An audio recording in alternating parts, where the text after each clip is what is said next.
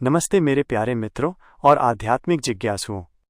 क्या कभी आपने सोचा है कि हम असल में जी रहे हैं या फिर एक गहरी नींद में हैं? क्या आपका जीवन सिर्फ सांस लेना, खाना पीना और दिन गुजारना ही है, या इसके पीछे कोई गहरा मकसद है? आज हम एक ऐसे विषय में उतरने वाले हैं जो आपके जीवन को देखने के तरीके को हमेशा के लिए बदल देगा।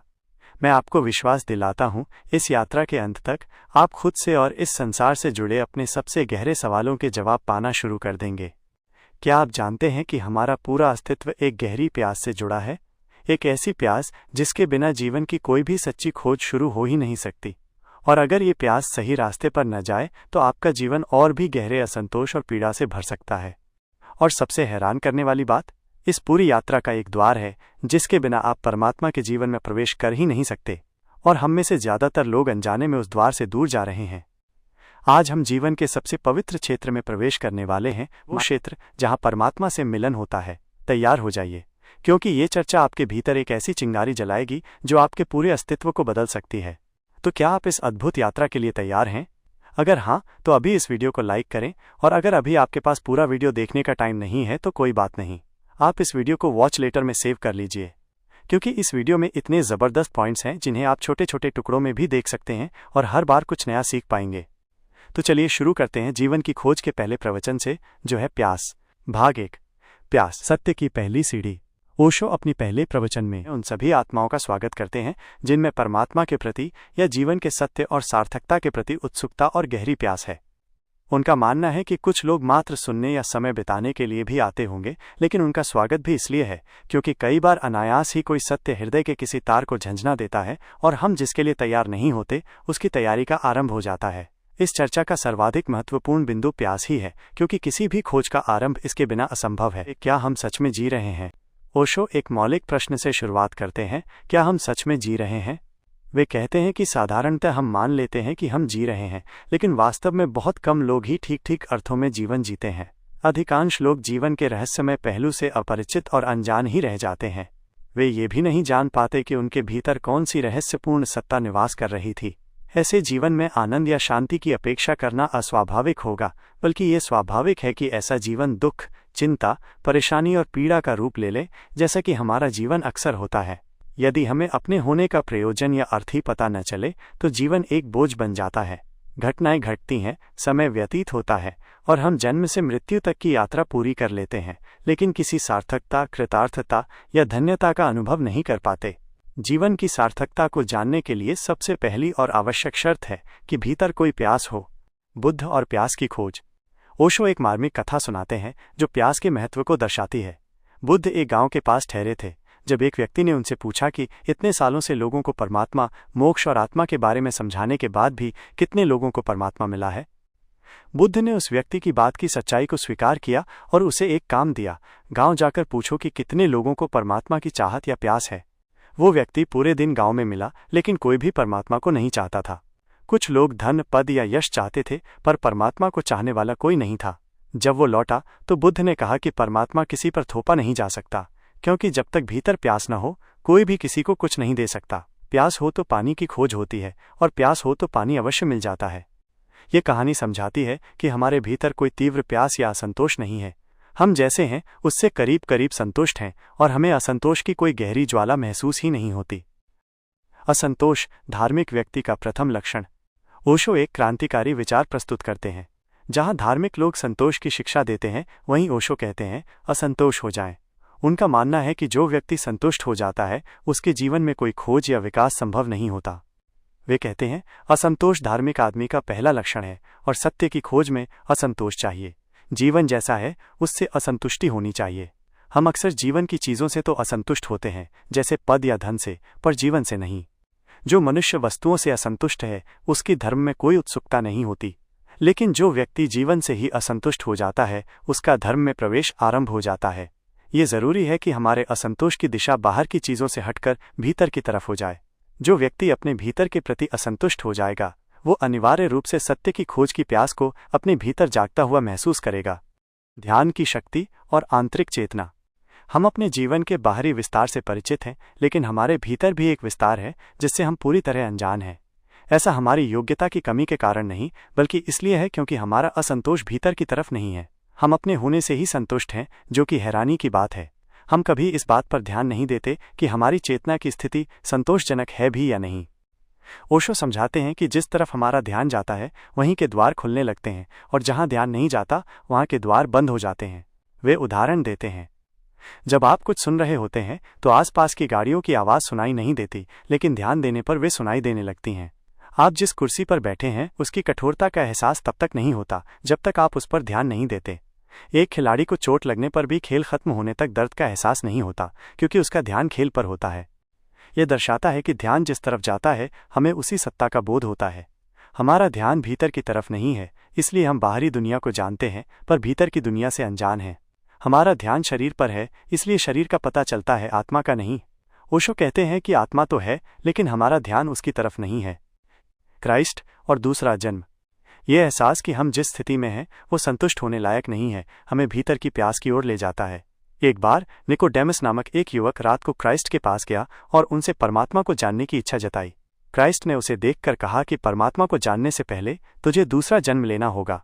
इसका मतलब ये नहीं था कि उसे मरने के बाद ज्ञान होगा, बल्कि ये कि वह जैसा अभी है वैसा होकर परमात्मा को नहीं जान पाएगा।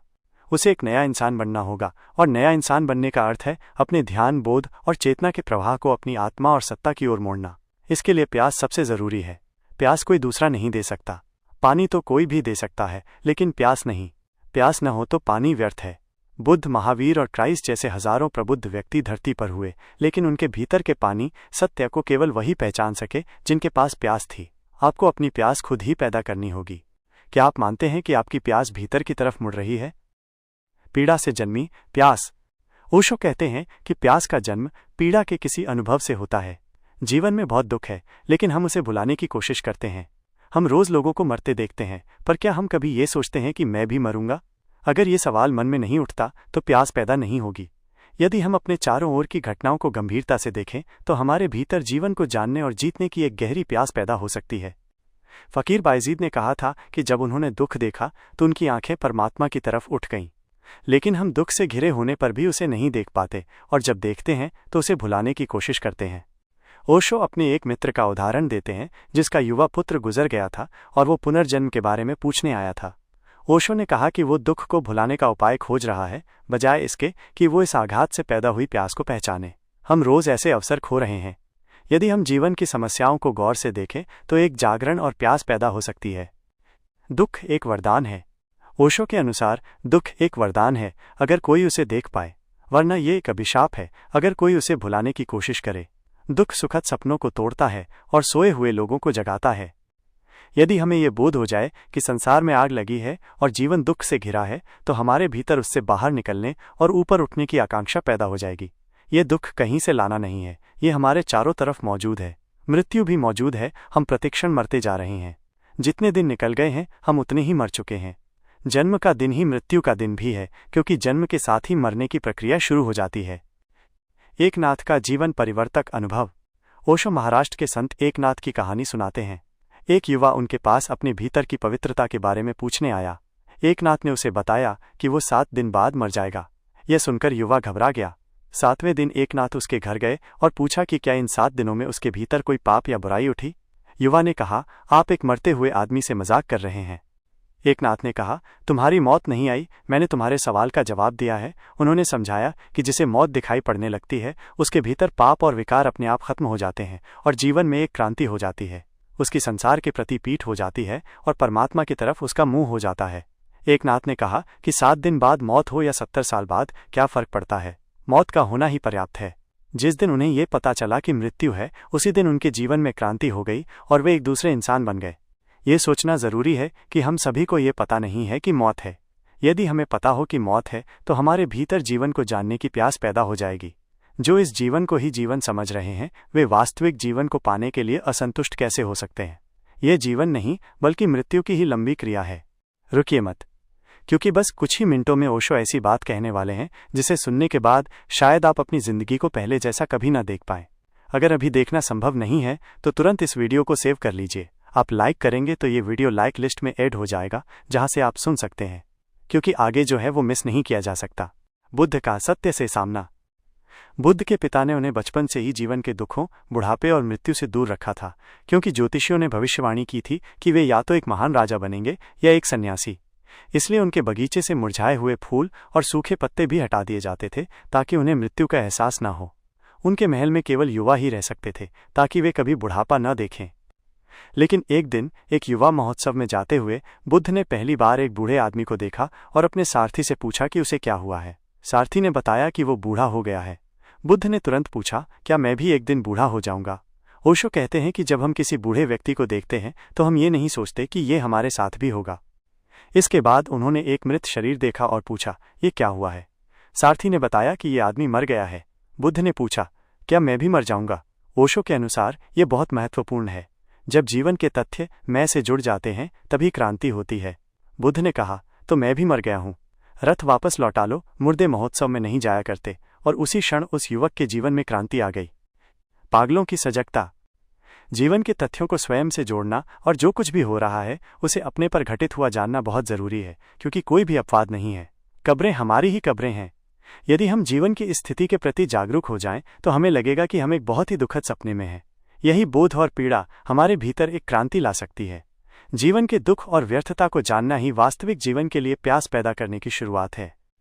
हम जीवन को बहुत सार्थक समझते हैं, लेकिन ओशो कहते हैं कि अगर हम गौर से देखें तो हमसे पहले करोड़ों लोग यहाँ रहे हैं और उन्होंने भी इसे सार्थक समझा, लेकिन सब कुछ एक दिन व्यर्थ हो गया और मिट्टी मिट्टी में मिल गई। मृत्यु के क्षण में सब कुछ गायब हो जाएगा। जो जीवन को ध्यान से देखेगा वो पाएगा कि ये व्यर्थ है, इसमें कोई सार्थकता नहीं है। हर जीवित व्यक्ति के पीछे मृत्यु छिपी है। अगर ये बात समझ में आ जाए तो जिसे हम जीवन कहते हैं वो व्यर्थ हो जाएगा और तभी हमारी आंखें वास्तविक जीवन की तरफ मुड़ेंगी और एक प्यास पैदा होगी। ओशो एक गांव की कहानी सुनाते हैं जहां गांव वाले दो आदमियों को पागल मानते थे। एक दिन बाजार में दोनों पागलों ने झुककर एक दूसरे को नमस्कार किया। एक युवक हैरान था कि उनमें इतनी जागरूकता कैसे है। वो एक पागल के पीछे गया और पूछा कि उसने दूसरे को नमस्कार क्यों किया। बूढ़ा पागल हंसा और युवक को गले लगाकर कहा, मेरी आंखों में देखो। युवक ने देखा कि उसकी आंखें सामान्य या सोए हुए आदमी की तरह नहीं थीं, वे जागी हुई थीं। बूढ़े ने कहा कि अब जाकर भीड़ में और जिसे उसने नमस्कार किया उसकी आंखें देखो। युवक ने देखा कि केवल उन दोनों की आंखें ही जागी हुई थीं, बाकी सभी लोगों की आंखें सोई हुई थीं। बूढ़े ने कहा, गांव हमें पागल कहता है क्योंकि हम गांव की तरह नहीं हैं। हम पूरे गांव को सोया हुआ मानते हैं। वे कहते हैं कि ये दुनिया इतनी खराब नहीं हो सकती थी अगर इसमें जागे हुए लोग होते। ये दुनिया इतनी हिंसक, क्रूर और भ्रष्ट नहीं हो सकती थी अगर लोग जागे हुए होते। लेकिन सभी लोग सोए हुए हैं और सोए हुए लोग जिस दुनिया को बनाएंगे वो ऐसी ही होगी। पागलपन या सजगता। धर्म चाहता है कि मनुष्य जागे, इसलिए धर्म एक तरह का पागलपन सिखाता है। जागा हुआ व्यक्ति पागल जैसा लगता है। क्राइस्ट को सूली पर चढ़ाया गया, सुकरात को जहर दिया गया, गांधी को गोली मारी गई क्योंकि वे जागे हुए थे और सामान्य लोगों से अलग दुनिया से जुड़ गए थे। जिसे हम जीवन कहते हैं, एक जागा हुआ व्यक्ति उसे मृत्यु कहेगा। जिसे हम सुख कहते हैं उसे वो दुख कहेगा, इसलिए वो पागल ही लगेगा। संत फ्रांसिस ऑफ असीसी गांव में कहते थे, आओ मैं तुम्हें एक पागलपन सिखाऊं। उनका मानना था कि सभी जागृत लोगों ने पागलपन ही सिखाया है, जिसका मतलब है आम लोगों से भिन्न और अलग हो जाना। जो इस तरह अलग हो पाते हैं वही जीवन के सत्य को जान पाते हैं। दुनिया में केवल कुछ ही ऐसे पागल हुए हैं जिन्होंने जीवन को जाना है, जबकि समझदारों की भीड़ कुछ भी नहीं जानती। ओशो कहते हैं कि इस समझदारी को छोड़ना होगा। ये झूठी, बेबुनियाद और बेईमानी है। यदि ये समझदारी आपको मूर्खतापूर्ण लगने लगे तभी आपके भीतर प्यास पैदा होगी, और ये तभी होगा जब आप इसमें दुख और मृत्यु देखेंगे। मृत्यु को देखना और उससे खुद को जोड़ लेना परमात्मा की प्यास की पहली शर्त है। अगर ऐसा नहीं है तो आपकी प्यास झूठी होगी और गीता, कुरान या बाइबल पढ़ना भी व्यर्थ होगा। जिसे जीवन मृत्यु दिखाई पड़े उसके लिए नए अर्थों का संसार खुलना शुरू हो जाता है। ओशो कहते हैं कि आप में थोड़ा पागलपन आना जरूरी है ताकि जीवन आपको व्यर्थ, अर्थहीन और मृत्यु से भरा हुआ दिखाई दे। ये दिख सकता है क्योंकि जीवन ऐसा ही है, बस आंखें खोलने की बात है। बेशक इससे घबराहट और बेचैनी होगी, क्योंकि इस दुनिया को मुर्दा देखना, जीवित लोगों को मरा हुआ देखना और खुद को आज ही मरा हुआ मानना बहुत घबराहट पैदा करेगा। उसी घबराहट से गुजर जाने का नाम तपस्या है। तपस्या का मतलब धूप में खड़े रहना या उपवास करना नहीं है, बल्कि मन का ऐसी स्थिति से गुजरना है जहां बहुत बेचैनी और डर हो। यदि आप उस तप के लिए तैयार हो जाएं, तो आप अपने भीतर एक अद्भुत क्रांति होते हुए पाएंगे और एक दूसरे इंसान हो जाएंगे। प्यास ही रूपांतरण है। प्यास इंसान को बदल देती है। दुख, मृत्यु और जीवन की व्यर्थता का बोध ही प्यास पैदा करता है। जीवन से असंतुष्ट हो जाना परम जीवन की दिशा में पहला कदम है। ओशो कामना करते हैं कि हम ऐसे कष्ट में पड़ जाएं, क्योंकि उसके बिना कोई जन्म नहीं होता। जो निचले स्तर पर संतुष्ट हैं वे वहीं खत्म हो जाते हैं। इसलिए संतोष न खोजें, बल्कि ऊंची से ऊंची अतृप्ति खोजें। जितनी ऊंची अतृप्ति होगी उतनी ही आपकी गति और विकास संभव होगा। अपने भीतर असंतोष को पालें। ऐसी तीव्र इच्छा पैदा करें कि उसके साथ जीना मुश्किल हो जाए और या तो उसे हल करना पड़े या खुद को समाप्त कर लेना पड़े। फकीर फरीद का प्रयोग। ओशो इस प्रवचन को एक और कहानी के साथ समाप्त करते हैं। फकीर फरीद एक नदी के किनारे रहते थे। जब भी कोई उनसे ईश्वर या आत्मा के बारे में पूछता, वो कहते, अगर तुम सच में उत्तर चाहते हो तो मेरे साथ चलो। पहले स्नान कर लें, फिर नदी के किनारे बैठकर पवित्र होकर मैं तुम्हें उत्तर दूंगा। जो भी उनके साथ जाता वो उसे गहरी नदी में ले जाते और उसकी गर्दन को पानी में नीचे दबा देते। उसके प्राण छटपटाने लगते, सांस के लिए प्राण पागल हो जाते और फकीर तब तक नहीं छोड़ते थे जब तक प्राण बिल्कुल टूटने के करीब ना आ जाएं। कितना ही कमजोर आदमी क्यों ना हो, जब प्राणों पर बनाती है तो अपनी पूरी ताकत लगाता है। फरीद तभी छोड़ता था जब नीचे वाला अपनी ताकत से ही ऊपर उठाता। एक दिन एक आदमी को छोड़ने के बाद उस आदमी ने पूछा, क्या आप हत्यारे हैं या साधु हैं? यह क्या कर रहे थे? मेरी जान लेने की कोशिश थी। मैं पूछने आया कि ईश्वर कहाँ है और आप मेरे प्राण लिए लेते हैं। फरीद ने कहा, उसी की तरफ दिशा निर्देश करने के लिए ये सब मुझे करना पड़ा। इसीलिए नदी के किनारे रहता हूँ, ताकि जल्दी से कोई भी आए पूछने तो नदी में ला सकूं, क्योंकि बिना नदी में लाए कोई उत्तर नहीं है। जब उस आदमी ने पूछा कि ये कौन सा उत्तर हुआ, तो फरीद ने कहा, जब तुम्हें मैं नीचे दबाए हुए था तो तुम्हारे प्राणों में कितनी आकांक्षाएं थीं। उस आदमी ने कहा, एक ही आकांक्षा थी कि एक सांस हवा मिल जाए, और वो भी थोड़ी देर तक थी। फिर तो मुझे पता नहीं कि वो भी थी या नहीं, लेकिन सारे प्राण मेरे उसी के लिए प्यासे थे। मेरा कण कण उसी के लिए प्यासा था, और मैं तो कमजोर हूँ, लेकिन मुझमें एक अद्भुत ताकत मालूम हुई और मैं ऊपर उठने लगा। फरीद ने कहा, जिस दिन ईश्वर के लिए ऐसी प्यास होगी उस दिन ईश्वर इतने निकट है जितने की श्वास है। लेकिन अगर उतनी प्यास न होगी तो ईश्वर बहुत दूर है। प्यास प्रभु को निकट ले आती है। प्यास का न होना ही दूरी है। प्यास ही रूपांतरण है। इसलिए प्यास पहली सीढ़ी है। सत्य की खोज में प्यास पहला चरण है। प्यास जीवन को देखने से, जीवन के सत्य के प्रति जागने से पैदा होती है। ओशो कहते हैं कि जागें और देखें, और किसी शास्त्र में खोजने न जाएं, क्योंकि जीवन चारों तरफ है और शास्त्र सब मुर्दा है। जीवन का अध्ययन करें, क्योंकि शास्त्र के अध्ययन से कुछ भी नहीं मिलेगा। जीवन को देखें, पहचानें, जागें, ध्यान को उस तरफ ले जाएं और तथ्यों के प्राणों में उतरने की कोशिश करें और हर तथ्य को अपने से जोड़ लें। आप पाएंगे कि आप क्रमशः दूसरे मनुष्य होते जा रहे हैं। प्यास जाग रही है और आपके भीतर प्यास के साथ शक्ति जाग रही है। आप परमात्मा की तरफ ऊपर उठना आरंभ हो गए हैं। ओशो अपनी बात को ये कहकर समाप्त करते हैं कि प्यास एक छोटा शब्द हो सकता है, लेकिन प्यास से बड़ी और कोई बात नहीं है। यदि जीवन में सच में कोई आकांक्षा है तो प्यास की पीड़ा को पैदा करना होगा, उस कष्ट और तप से गुजरना होगा। आशा है कि इस पहले भाग ने आपके भीतर प्यास की एक नई समझ जगाई होगी। यदि आपको ये विचार पूर्ण लगा तो कृपया इस वीडियो को लाइक करें, अपने विचार कमेंट्स में साझा करें और हमारे चैनल को सब्सक्राइब करें, ताकि आप इस गहन यात्रा के अगले पड़ावों को मिस न करें। भाग 2, मार्ग विवेक का पथ। ओशो अपने दूसरे प्रवचन में सत्य की खोज में दूसरी सीढ़ी मार्ग पर विचार करते हैं। वो फिर से याद दिलाते हैं कि प्यास ही बीज है जो जीवन में अंकुरित और सार्थक होता है। यदि हम जीवन को उसकी सच्चाई में देखें तो जिसे हम अब तक संतुष्टि मान रहे थे, वहीं असंतोष के अंकुर उगने लगेंगे।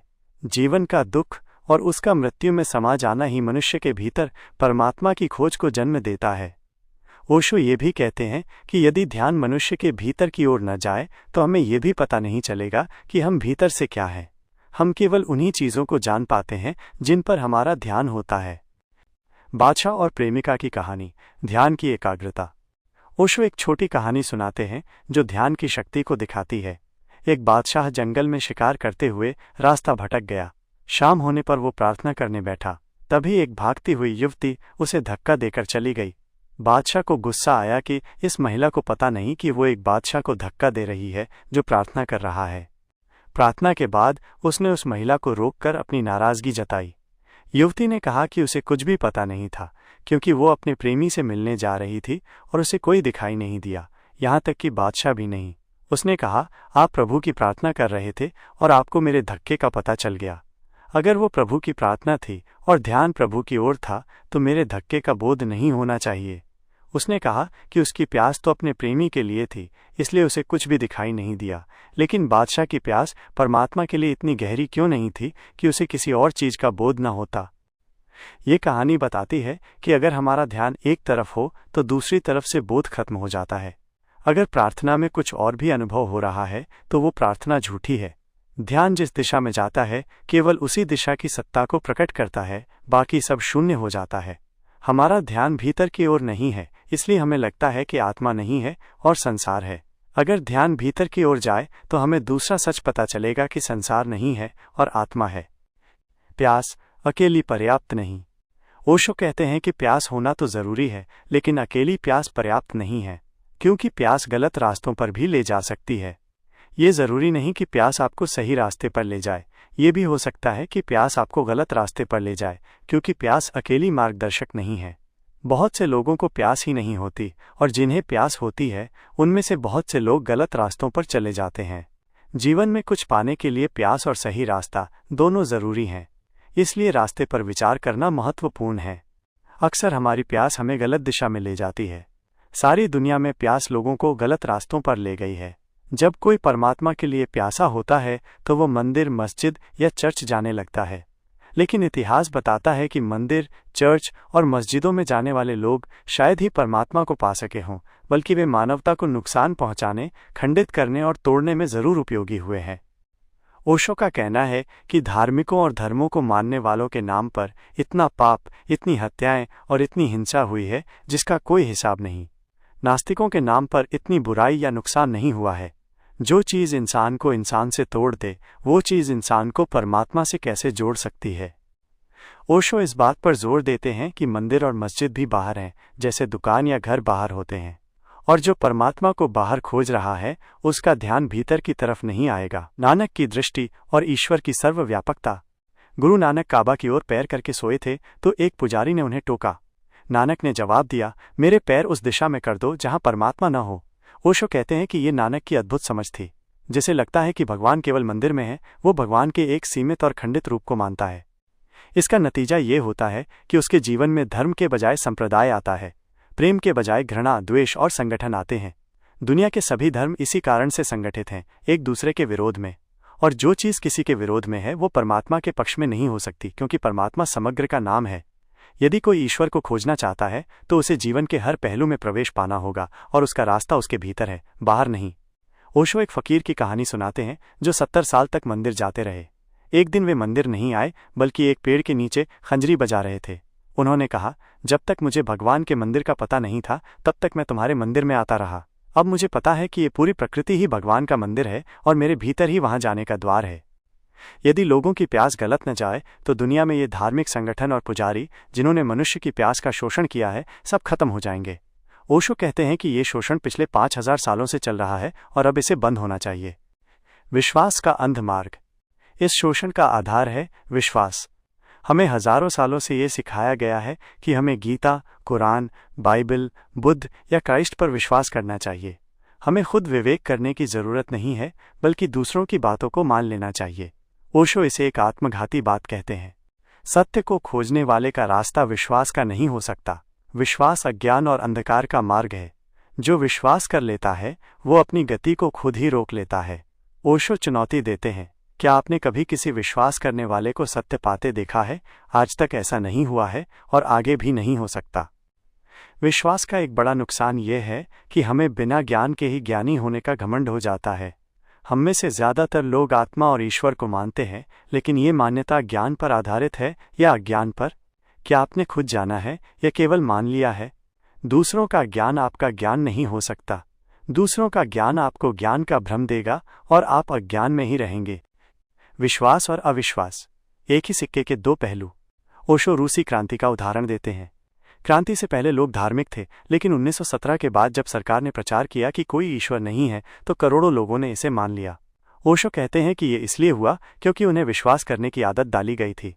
यदि भारत में भी कम्युनिज्म आए तो यही लोग मंदिर के विरोध में खड़े हो जाएंगे, क्योंकि वे कुछ भी मान सकते हैं। ओशो चाहते हैं कि धर्म का संबंध विश्वास से खत्म होना चाहिए। अगर आपकी प्यास को सही मार्ग पर जाना है तो वो विश्वास का मार्ग नहीं बल्कि विवेक का मार्ग होगा। ओशो पूछते हैं कि हम विश्वास क्यों करते हैं?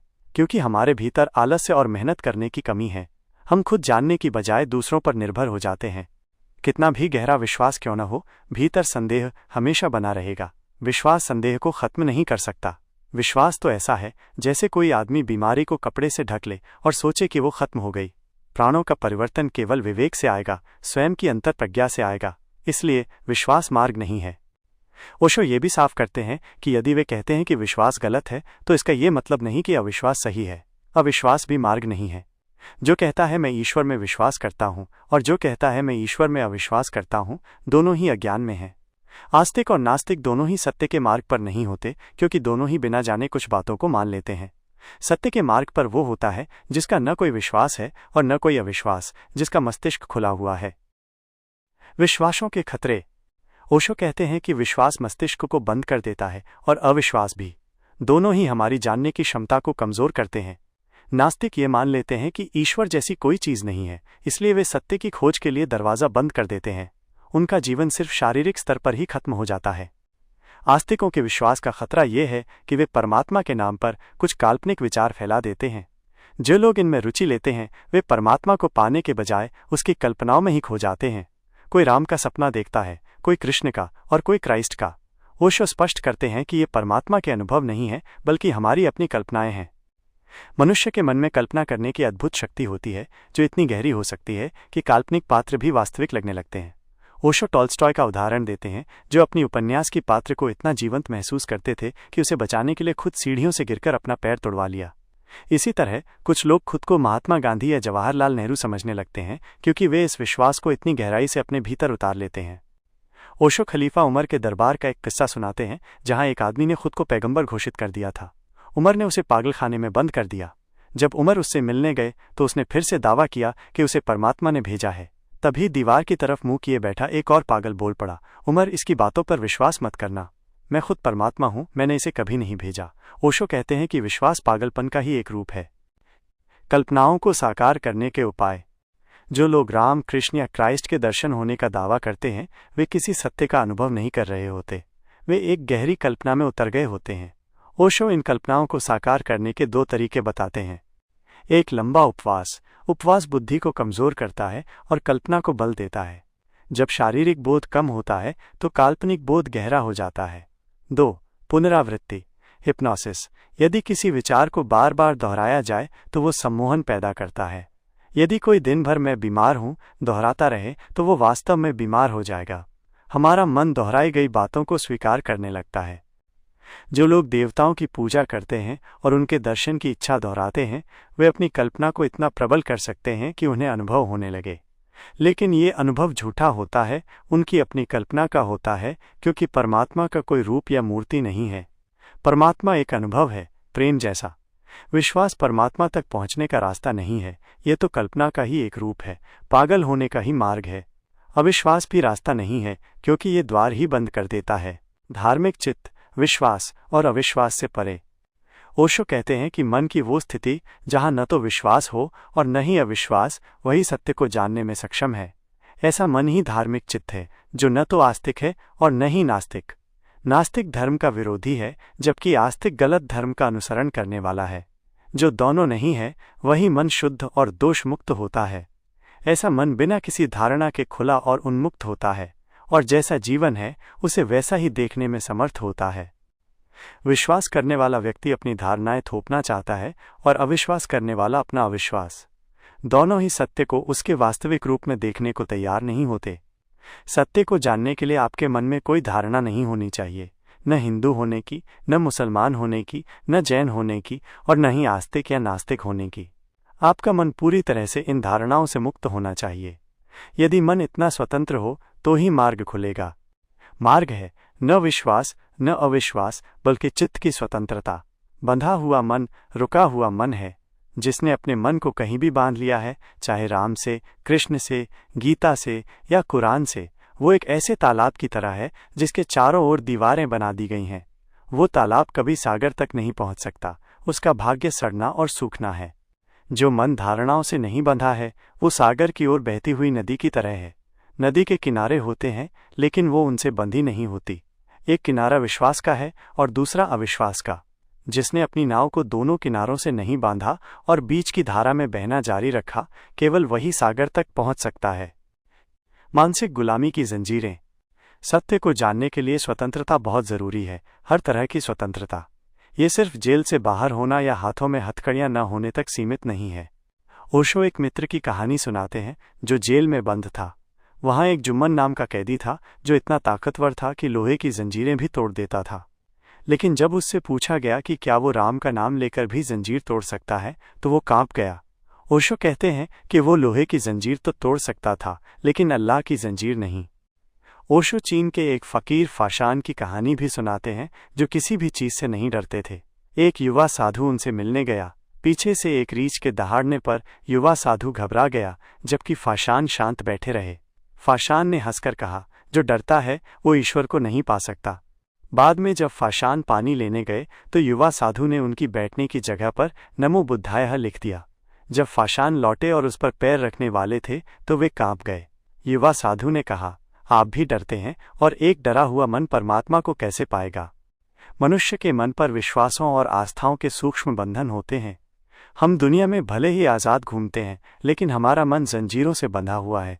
कहीं हिंदू की जंजीर है, कहीं मुसलमान की, और कहीं ईसाई की। ये जकड़ा हुआ मन आकाश में उड़ान कैसे भर सकता है। परमात्मा की ओर उड़ान भरने के लिए पंख फैलाने होंगे और सारी जंजीरों को तोड़ देना होगा।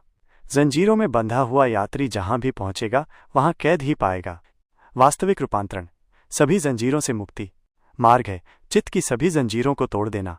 ओशो ये नहीं कहते कि एक जंजीर तोड़कर दूसरी को पकड़ लेना है। हिंदू कहते हैं कि मुसलमान की जंजीरें तोड़ दो, लेकिन हिंदू जंजीरें स्वीकार कर लो। ईसाई चाहते हैं कि हिंदू अपनी जंजीरें तोड़ दें, लेकिन बाइबल और क्राइस्ट की जंजीरों को अपना लें।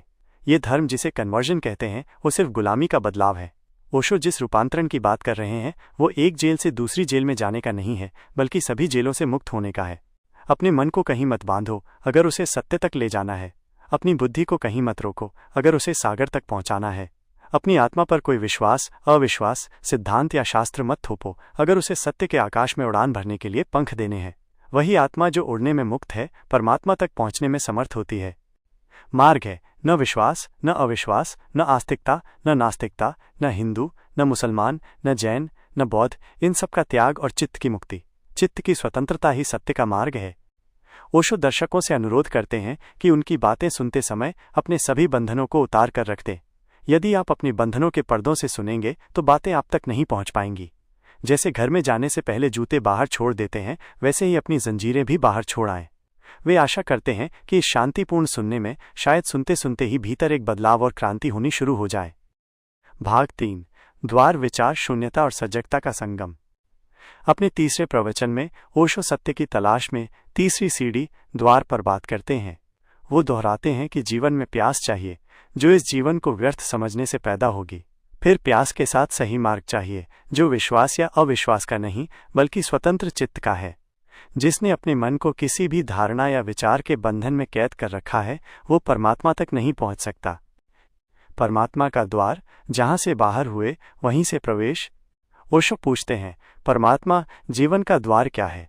वह कहते हैं, निश्चित ही जिस द्वार से हम परमात्मा से दूर हुए उसी द्वार से हम उसमें फिर से प्रवेश करेंगे।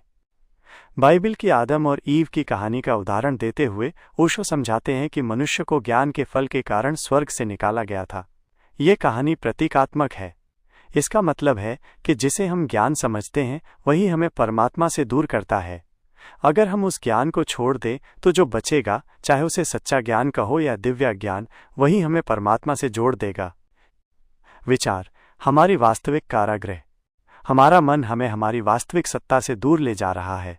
जितना हम सोचते हैं उतना ही हम खुद से दूर होते जाते हैं। विचारों के माध्यम से हम कहीं भी पहुंच सकते हैं, लेकिन जब विचार शांत होते हैं तो हम वहीं होते हैं जहां हमें होना चाहिए। यदि हमारे सारे विचार खत्म हो जाएं तो हम वहां होंगे जहां परमात्मा है। ओशो एक आदमी की कहानी सुनाते हैं जो दुनिया का अंत खोजने निकला था। जब वो एक ऐसी जगह पहुंचा जहां सब खत्म हो जाता था तो वहां केवल अंधकार और शून्य था। एक पुजारी ने उसे बताया, अगर तुम उस अनंत गड्ढे में कूद जाते जहां दुनिया समाप्त होती है तो तुम्हें वो मिल जाता जहां सब शुरू होता है। जहां विचारों की दुनिया खत्म होती है वहीं परमात्मा का जीवन शुरू होता है। ओशो कहते हैं कि घर छोड़कर भागने से कोई सन्यासी नहीं होता। असली सन्यासी वो है जो विचारों को छोड़ देता है। हमारे असली घर और दीवारें ईंट पत्थर के नहीं बल्कि हमारे विचार हैं। जन्मों जन्मों से हमने विचारों को इकट्ठा किया है जिससे हमारे मन पर विचारों की परतें जम गई हैं। जब हम अपने भीतर देखते हैं तो हमें सिर्फ विचार ही मिलते हैं। विचार केवल प्रतिध्वनियां, आत्मा नहीं। लोग कहते हैं कि अपने भीतर जाने पर आत्मा के दर्शन होते हैं, लेकिन ओशो कहते हैं कि वहाँ सिर्फ विचार ही विचार मिलते हैं। ये विचार आत्मा के ऊपर जमी हुई पड़ते हैं, जिन्हें पार किए बिना आत्मा का अनुभव नहीं हो सकता। ओशो समुद्र का उदाहरण देते हैं। जैसे कोई आदमी समुद्र की लहरों को ही समुद्र मानकर वापस लौट आए तो ये उसकी गलती होगी। समुद्र लहरों में नहीं है, बल्कि लहरें समुद्र में हैं। उसी तरह आपकी आत्मा बिना विचारों के हो सकती है, लेकिन आपके विचार बिना आत्मा के नहीं हो सकते। अंग्रेजी विचारक डेविड ह्यूम ने लिखा था कि उन्होंने अपने भीतर बहुत खोजा, लेकिन उन्हें वहाँ कोई आत्मा नहीं मिली, सिर्फ विचार ही विचार मिले। ओशो ह्यूम को जवाब देते हैं, ये तो तुम ठीक कहते हो, लेकिन कौन टकरा जाता है? जो टकरा जाता है वो विचार नहीं हो सकता। कौन भीतर जाता है? वो बोध जो देखता है कि विचार हैं। वो बोध क्या है? वो निश्चित रूप से विचार नहीं है, वो देखने वाला है। ये जो देखने वाला, जो दृष्टा, जो साक्षी है, वही हमारी आत्मा है, और उसे जानना ही सत्य में प्रवेश करने का द्वार है। बिना विचार को छोड़े ये नहीं होगा। हम विचार को क्यों इकट्ठा करते हैं? ओशो कहते हैं कि हम कोई भी चीज़ क्यों इकट्ठी करते हैं, जैसे धन। ज़रूरतें पूरी हो जाने के बाद भी हम धन इकट्ठा करते रहते हैं। अमेरिकी करोड़पति एंड्रू कार्नेगी अरबों की संपत्ति छोड़कर मरा, फिर भी कमा रहा था। ओशो समझाते हैं कि इकट्ठा करने से हमें अपने होने पर विश्वास आ जाता है। हमें लगता है कि हम कुछ हैं, हम सुरक्षित हैं, हमारी सिक्योरिटी है। जितना ज़्यादा संग्रह आपके पास होता है, आपको लगता है मैं कुछ हूँ, मैं नकार नहीं हूँ। आपको लगता है मैं मृत्यु के मुकाबले खड़ा हो सकूंगा, मुझे मिटाया नहीं जा सकता, मेरे पास ताकत है। संग्रह शक्ति को इकट्ठा होने का भ्रम दे देता है। इसलिए जितने शक्तिहीन लोग होते हैं वे ज़रूर किसी न किसी तरह के संग्रह में पड़ जाते हैं।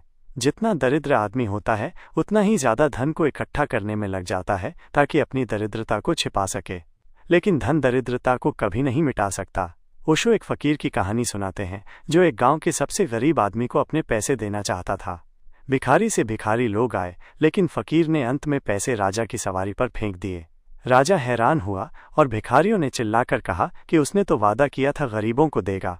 फ़कीर ने कहा, इससे ज़्यादा दरिद्र, इससे ज़्यादा गरीब, इससे ज़्यादा निर्धन इस गांव में और कोई भी नहीं है, क्योंकि इसे कितना भी मिल जाए इसकी दरिद्रता पूरी नहीं होती। ये अभी और चाहता है, इसे अभी और चाहिए। जो आदमी जितना ज़्यादा मांग रहा है वो उतना ज़्यादा दरिद्र है, उतना ज़्यादा भीतर भूखा है। 3.5 ज्ञान का भ्रम। उधार के विचार इसी भांति जो बहुत अज्ञानी होता है वो विचारों को इकट्ठा करने में लग जाता है ताकि विचारों के संग्रह से ज्ञान का भ्रम पैदा हो जाए। बहुत से शास्त्र उसे याद हो जाएं, बहुत से पाठ कंठस्थ हो जाएं, तो उसे ये भ्रम पैदा हो जाए कि मैं जानता हूँ। अज्ञान चोट पहुँचाता है, अहंकार को चोट पहुँचाता है। ये जानना कि मैं नहीं जानता हूँ बड़ा कष्टपूर्ण है। तो फिर आदमी विचारों को इकट्ठा कर लेता है और उधार विचारों को, जो हमेशा दूसरों के होते हैं, उनको अपना मान लेता है। वो कहता है ये मेरे विचार हैं। ओशो कहते हैं एक भी विचार आपका नहीं है, ये अहंकार की तृप्ति है। संग्रह सब प्रकार का अहंकार की तृप्ति है, विचार का संग्रह भी अहंकार की तृप्ति है। यहाँ तक कि संग्रह को छोड़ना भी अहंकार की तृप्ति हो सकता है। जब तक आपको ये न दिखाई पड़े कि अपने अज्ञान को छिपाने के लिए आप विचारों का संग्रह कर रहे हैं, तब तक आप विचारों से मुक्त नहीं हो सकते। आप आत्मा या ईश्वर के संबंध में क्या जानते हैं? नहीं जानते। लेकिन आप गीता, कुरान, बाइबल, महावीर, कुन को जानते हैं। इनको जानने के कारण आपको ये भ्रम होता है कि मैं जानता हूँ। ओशो कहते हैं विचार अनुभूति की प्रतिध्वनि है। जिन्हें अनुभव हुआ होगा उनसे वो सीधे उठता है और फिर हमारे मन उसको प्रतिध्वनित करते रहते हैं। पीढ़ी दर पीढ़ी वो प्रतिध्वनि होती जाती है। उसी प्रतिध्वनि को पकड़कर हम बैठे रह जाते हैं और उसी को हम विचार कहते हैं। यह प्रतिध्वनि बिल्कुल फीकी और फिजूल है, इसका कोई मूल्य नहीं है। मूल्य अनुभूति का होता है, विचार का कोई मूल्य नहीं होता। यदि इस भांति विचारों को पकड़कर आप बैठ गए तो आप छाया को पकड़े हुए हैं, एक बिल्कुल झूठी और मुर्दा चीज को पकड़े हुए हैं जिसका कोई मूल्य नहीं है। विचार की प्रतिध्वनि से मुक्त होना बहुत बहुत जरूरी है। जब तक आप प्रतिध्वनि ही करते रहेंगे तब तक आप एक यंत्र की भांति हैं, आपका अपना कोई जीवन नहीं है। यह अपमानजनक है कि मैं प्रतिध्वनि करता रहूं, दूसरे लोगों को इको करता रहूं। एक भी अनुभूति तो मेरे भीतर से आनी चाहिए जिसे मैं कह सकूं कि ये मेरी है, ये किसी की आवाज़ नहीं है, ये मेरे भीतर से आ रही है, मेरे प्राणों से ये फूल निकला है। आपके जो विचार हैं सब कागज़ के फूलों की भांति हैं, ये ऊपर से आपने चिपका लिए हैं। न इनसे सुगंध आ सकती है, न इनमें प्राण है। लेकिन इन फूलों को अगर फूल मान लिया तो जीवन व्यर्थ हो जाएगा। और असली फूल जो आपके भीतर से आ सकते थे, जिनके बीज आपके भीतर थे, उतने ही जितने महावीर, बुद्ध, कृष्ण और क्राइस्ट के भीतर हैं, वही प्राण आपके भीतर भी बैठे हैं, जो उन्हीं फूलों को पैदा कर सकते हैं। इन कागज के फूलों को हटा देना जरूरी है, ताकि आपका मन मुक्त हो जाए, खुल जाए और आप अपने बीजों पर मेहनत कर सके। जो दूसरों के विचारों पर विश्वास कर लेता है, वो अपनी अनुभूति को जगाने का ख्याल ही भूल जाता है। निर्विचार सजगता ही द्वार है। ओशो कहते हैं कि विचार मार्ग नहीं है, तो क्या अविचार मार्ग है? क्या जड़ अज्ञानी, जिसके भीतर कोई विचार नहीं उठते, उसने सत्य को पा लिया है? क्या मूर्छा या नशे में पड़ा आदमी सत्य को पा लेता है? ओशो स्पष्ट करते हैं, जब मैं कहता हूँ विचार मार्ग नहीं है, तो मेरा मतलब ये नहीं है कि अविचार मार्ग है। अविचार भी मार्ग नहीं है। अविचार साधने के अनेक अनेक प्रयोग सारी दुनिया में प्रचलित हुए हैं। जितने प्रकार के कंसंट्रेशन, एकाग्रता हैं, सब अविचार का मार्ग हैं। यदि कोई मनुष्य अपने मन को किसी एक चीज पर बहुत गहराई से जबरदस्ती जमा ले, थोड़ी देर में उसके विचार खो जाएंगे, लेकिन थोड़ी देर में उसका होश भी खो जाएगा, वे मूर्छित हो जाएंगे।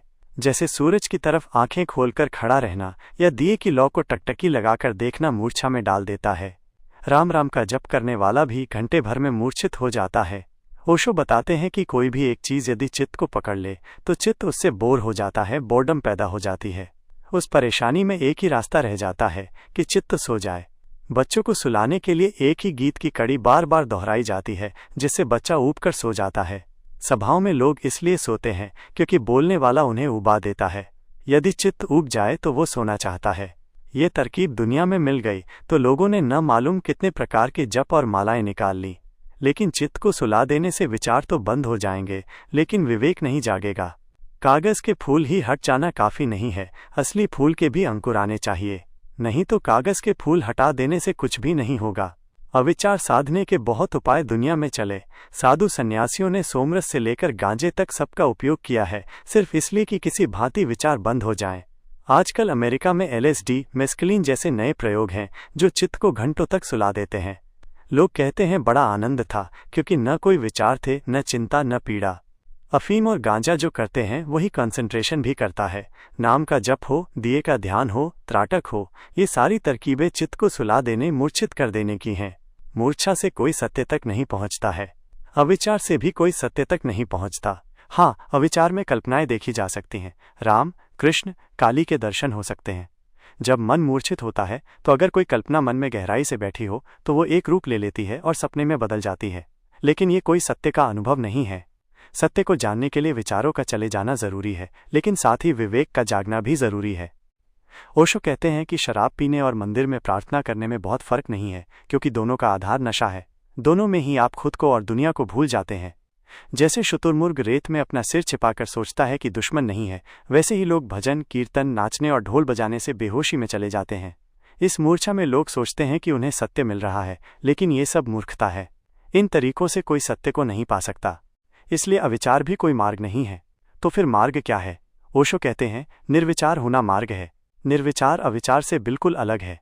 जब आप दूसरों के विचारों को बंद करके सो जाते हैं तो वो अविचार होता है, लेकिन जब दूसरों के विचार खत्म हो जाएं और आपका होश पूरी तरह जागृत हो, मूर्छा ना हो, तो उस स्थिति को निर्विचार सजगता कहते हैं। ये थॉटलेस अवेयरनेस की स्थिति है जहां कोई विचार नहीं होता, लेकिन अब पूरी तरह जागे हुए होते हैं। हफीज की सजगता। ओशो फकीर और कवि हफीज की कहानी सुनाते हैं। हफीज अपने गुरु के पास ध्यान सीखने गए थे। एक अंधेरी अमावस्या की रात गुरु ने सभी शिष्यों को ध्यान करने के लिए बुलाया। गुरु ने उनसे कहा था कि विचारों को तो शांत कर लेना, लेकिन होश को सजग रखना, सो मत जाना। घंटे 1.5 घंटे बाद जब गुरु ने देखा कि अनेक शिष्यों के मुंह से खर्राटे निकलने शुरू हो गए हैं, तो उन्होंने धीरे से हफीज को बुलाया। हफीज फौरन उठकर आया। गुरु ने फिर दूसरे शिष्य का नाम लिया, लेकिन उठकर हफीज ही आया। ऐसा आधी रात बीतते उन्होंने 10-15 बार 10-15 लोगों को बुलाया, लेकिन जब आया तो हफीज ही आया, क्योंकि बाकी सारे लोग सोए हुए थे। गुरु ने कहा, बाकी सारे लोग तो सो गए, तुम अकेले जागे हुए हो। जागा हुआ होना ध्यान में होना है, सो जाना ध्यान में होना नहीं है। लेकिन जागे हुए रहकर अगर विचार कर रहे हैं तो फिर ध्यान में नहीं है। जागे हुए हैं और विचार नहीं कर रहे हैं, होश पूरा है और विचार कोई नहीं है। जैसे आकाश तो हो लेकिन पक्षी कोई भी न उड़ता हो, आकाश तो हो बदलियां बिल्कुल भी न हो, ऐसा ही होश तो हो लेकिन होश पर विचार के कोई बादल न हो, विचार के कोई पक्षी न उड़ते हों। तो उस घड़ी में जीवन में एक परिवर्तन आना शुरू होता है। हम उस सत्ता के प्रति जागने शुरू होते हैं जिसका नाम आत्मा है, या उस सत्ता को हम जानना शुरू करते हैं जिसका नाम परमात्मा है। हम स्वयं के आंतरिक प्राणों में प्रवेश करने में समर्थ हो जाते हैं। विचार हमें सतह पर रोके रखते हैं। विचार के छोड़ देने से भीतर गहराई आती है। लेकिन अगर विचार छूट जाएं और साथ ही होश भी छूट जाए तो गहराई तो जरूर आती है, लेकिन हम मूर्छित होते हैं, इसलिए गहराई का अनुभव नहीं हो पाता। नींद के गहरे क्षण में आप वहीं जाते हैं जहां योगी समाधि में जाता है। जब आप बहुत गहरी नींद में हैं तब आप वहीं जाते हैं जहां योगी समाधि में जाता है, जहां ध्यानी ध्यान में जाता है। लेकिन आपको आपकी नींद में और समाधि में बड़ा फर्क दिखाई पड़ेगा। नींद में आप मूर्छित होते हैं और समाधि में आप जागृत होते हैं। फर्क ऐसा ही है जैसे हम एक आदमी को क्लोरोफॉर्म की हालत में एक बहुत सुंदर बगीचे में लाएं और वापस ले जाएं, और एक आदमी जागा हुआ बगीचे में आए और वापस लौटे। दोनों ही बगीचे में आए, लेकिन दोनों को बहुत बड़ा फर्क पड़ जाएगा। एक जो मूर्छित आया था, मूर्छित गया, उसने कुछ भी जाना नहीं, और जो होश में आया था और होश में गया, उसने बहुत कुछ जाना। और ज्ञान जीवन को बदल देता है। ओशो कहते हैं कि नींद में हर व्यक्ति वहीं पहुंचता है जहां समाधि में योगी पहुंचता है, लेकिन हम वहीं जाकर बेहोश होते हैं, वापस लौट आते हैं और हमें अनुभव नहीं हो पाता कि हम कहाँ गए। बहुत गहरी नींद में आप अपने केंद्र पर पहुंच जाते हैं। जब स्वप्न भी नहीं चल रहे होते तब आप अपने केंद्र पर पहुंच जाते हैं, लेकिन हमें उसका कोई पता नहीं चलता। वहीं पहुंचना है होशपूर्वक, वहीं पहुंचना है जागृत रहकर, वहीं पहुंचना है सजग रहकर, वहीं पहुंचना है पूरे सचेतन, और सचेतन रूप से वहां पहुंचा जा सकता है। पहुंचने का मार्ग है, द्वार निर्विचार सजगता है। निर्विचार सजगता द्वार है। न तो विचार द्वार है, न अविचार द्वार है। द्वार है निर्विचार सजगता, परिपूर्ण होश से, लेकिन परिपूर्ण शून्य रहकर जो खड़ा हो जाता है वो द्वार पर खड़ा हो जाता है। श्वेत केतु और गौ सेवा से ब्रह्म ज्ञान। ओशो श्वेत केतु की पुरानी कथा सुनाते हैं, जो ब्रह्म की खोज में एक ऋषि के आश्रम में गया था। ऋषि ने उससे कहा कि यदि उसे सच में ब्रह्म जानना है तो यहाँ गुरु के आश्रम में आने की क्या जरूरत थी, यहाँ तो हम विचार और शास्त्र सिखाते हैं। ऋषि ने श्वेत केतु को 400 गायें दी और कहा कि उन्हें दूर जंगल में ले जाना, जहाँ कोई मनुष्य न हो और जहाँ मनुष्य की कोई आवाज़ और विचार न पहुँचता हो। उसे वहाँ गायों की सेवा करनी थी, होशपूर्वक रहना था और विचार नहीं करना था। जब वे गायें 1000 हो जाएं तब वापस लौट आना। श्वेत केतु उन गायों को लेकर वन में चला गया।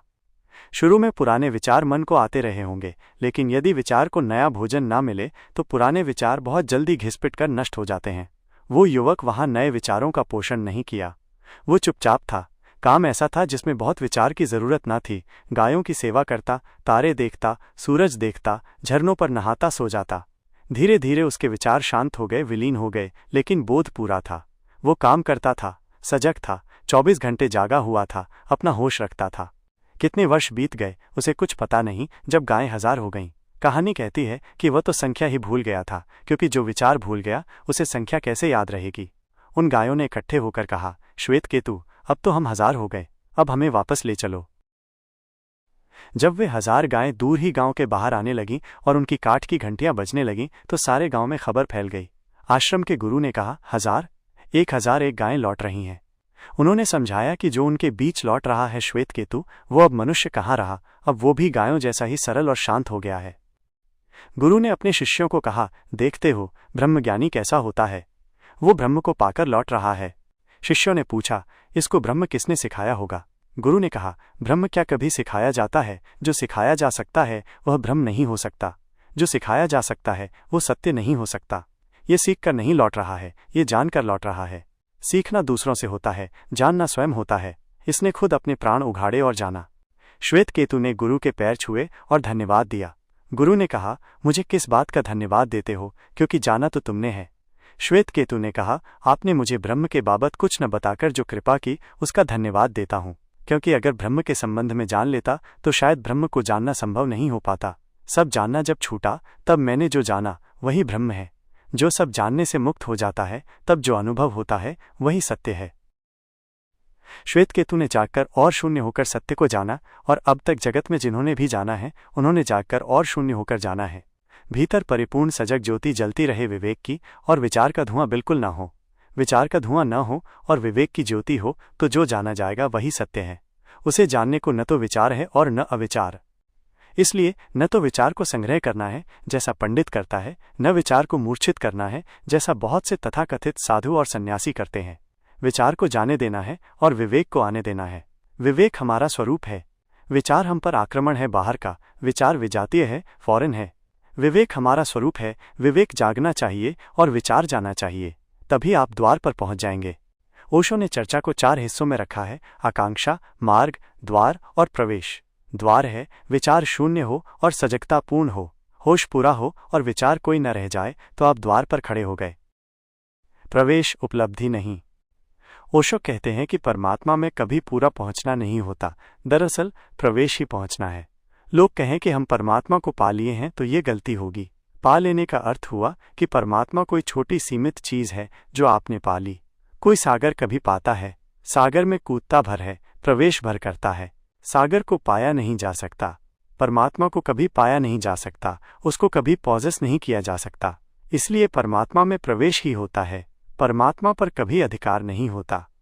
जैसे बूंद सागर में गिरती है, वैसे ही व्यक्ति की चेतना परमात्मा की चेतना में गिर जाती है। यही पाना है, यही प्रवेश है। इसलिए ओशो अंतिम चरण में प्रवेश की बात करेंगे, उपलब्धि की बात नहीं।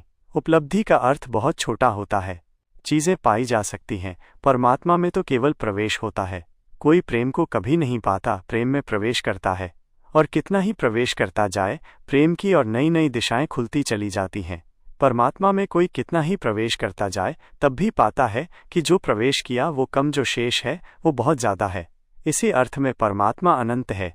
अनंत का अर्थ है उसमें प्रवेश ही प्रवेश है। उपलब्धि पूरी कभी नहीं है। उपलब्धि केवल उसी की पूरी होती है जिसकी कोई सीमा हो। इसलिए परमात्मा कभी उपलब्ध नहीं होता है, परमात्मा में केवल प्रवेश होता है।